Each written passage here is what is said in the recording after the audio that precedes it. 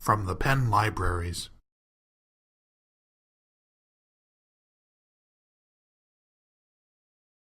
So in some subjects, or some topics, there's also building fluency with concepts and with equations and with numerical representation of data.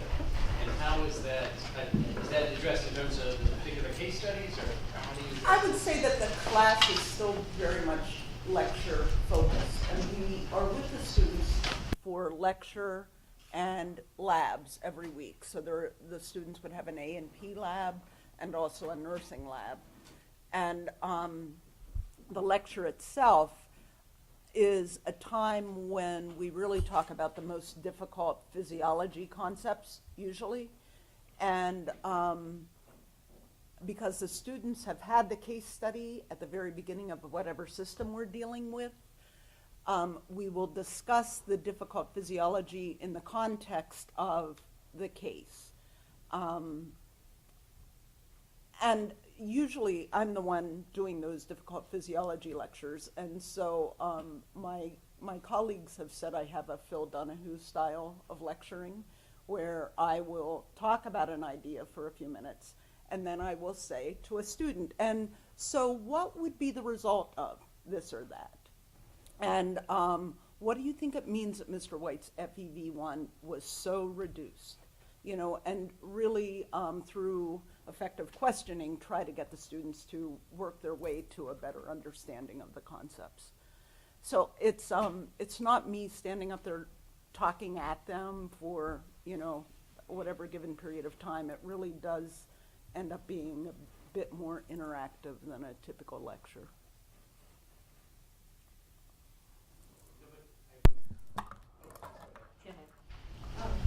Why don't you finish, because I also have. So I have one for Peter. So you mentioned peer assessment of writing. Yeah. So that sounds particularly attractive. So when I have a class of like 70 and one TA, it'd be great to have more writing components associated with that class, but it's just intractable. We've got the usual sort of hands-on writing and assess everything. We do that in regular basis. But peer assessment of writing sounds like an interesting way to go. So I was wondering how that works. Yeah, it's experimental from me. And I'll be interested to hear also if Al has more to add to that. But we're in the Coursera course, we're doing this, and it's by necessity. There's so many of them and very few of us. There's no way we can meaningfully evaluate writing. But we wanted to have writing part of what the class is. So the peer assessment comes in as a way to solve that problem. Now you ask yourself, what's possible with peer assessment? If what we're doing is delivering a high stakes grade that's going to have an impact on whether a student gets a credential or that they get their fee is somehow satisfied, I don't think we can do that. But if what we're doing is asking people to learn more from each other, then we can do that. So in the environment in which we're using this in Coursera, I think it's been calibrated such that it's just hitting at the right moment. To use that actually in class, I think could work too. Just the stakes of the outcome would have to be different. I think that what you would measure is, yeah, how well you did on your writing assignment as evaluated by your peers, but then also how well you evaluated other people. Did you participate in it? Was your feedback meaningful? You want reactions from the students to the reactions of other students to help that chain of mutual evaluation happen. So pedagogically, I think there's a great advantage to not only trying yourself to produce a piece of writing, but also to evaluate others. This has been pioneered by our own writing program, other writing programs as well, that peer evaluation of writing assignments is really, really useful. So I was pushed into it by this necessity of the imbalance in the sizes with the Coursera course, but of course it just wakens my eyes to, I should have this in all my classes. And trying to figure out how to do that now makes me curious and want to find out how else to make it work in a regular face-to-face class. That has been a piece of what my mythology class is for 10 years, since we did this grant to change the regular face-to-face class. One piece of this was writing assignments that they did for each other. And there'd be one or a handful of students that wrote in each recitation section every week a longer essay, and then everyone was responsible for responding to that essay. And then the responses and the essays were both evaluated by an outside group. So there's ways to get this in, but I think that we haven't thought enough about how to make it work. And experiments prompting us to do that. Great, we have just about 5 minutes before we switch to the student panel, so I can take one more question. So I wanted to say two things. Nice to meet you, Al, because I've been in Kelly Writers House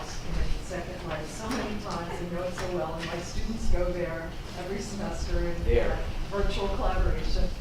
I wanted to ask, to say something I couldn't resist about lecture in all these new forms of education, because I love lectures, and I think giving them up is terrible, and I think people that are good professors in Ivy League universities should never give up lectures.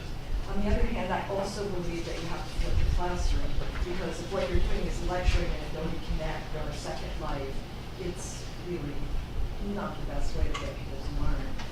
So the recording capabilities of interactive lecture, like in Adobe or something else, allows you to have the best of both worlds in your lecture somewhere, let them watch it, and then discuss in class. Like, so it took me a long, long time to get to that place. So the whole comparison of TV versus a live lecture is, I think, I'm going to disagree with you that it's not the right metaphor, because we have these interactive video technologies that allow us to record our interactive videos. We meet on Adobe Connect, have discussions, multiple mics, we record those, and students add to it and learn a lot from the lecture and the discussion. So I wanted to make that comment because it can be so interactively engaging if you do it that way. May I respond really briefly to the 2 points you made? First, about the lecture. I'm being polemical. I love lectures too, but I just think we should can them and reserve class time for the qualitative interaction that's really hard to reproduce anywhere, and is what our students and their parents pay for when they want the students to meet us and interact with us, ask questions about the fixed materials that have been put away from the classroom, or just double the class time in lecture and then have the same amount of time for discussion. I still don't lecture, ever, even in Coursera. The second point that you made, I agree. I admire Peter's approach to this whole thing, and I think he's doing the Coursera thing in a survivable way, and I'm doing it in an unscalable, unsurvivable way. I'm freely admitting. So, the analogy works for him, it doesn't work for me. When I'm in a classroom, it's like not just a play, but a modernistic, interactive, no fourth wall play. And when I'm doing Coursera, it's not at all like TV. No.